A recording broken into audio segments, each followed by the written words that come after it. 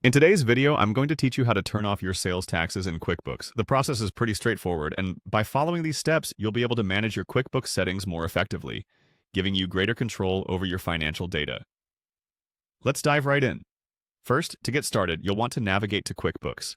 This is your main hub for managing all of your accounting needs. Simply open your web browser, type in the QuickBooks URL, and log into your account.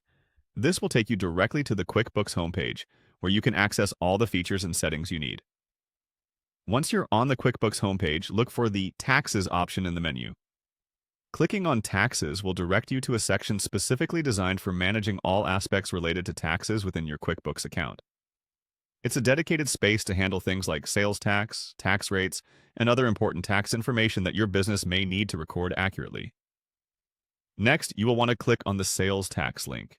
Accessing the sales tax section is critical because it centralizes all the settings related to sales tax management. This is where you'll find information specifically related to how sales tax is currently configured in your QuickBooks. After clicking on Sales Tax, you should see an option for Sales Tax Settings. This is where you can fine-tune all your taxes related configurations. The Sales Tax Settings page provides a comprehensive overview of these specific settings, simplifying any editing or changes you might want to make regarding taxing within your business operations.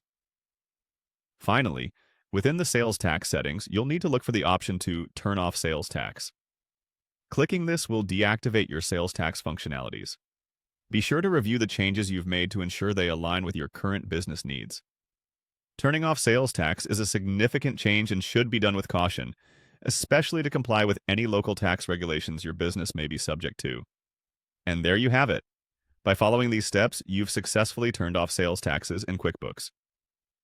This process can be reversed by revisiting the same settings and toggling sales tax back on if your business needs change in the future. It's always a good idea to periodically review these settings to ensure that they are in accordance with your business requirements and regulatory compliance. Thank you for watching, and I hope this guide has been helpful in assisting you with managing your sales tax settings in QuickBooks. Until next time, take care.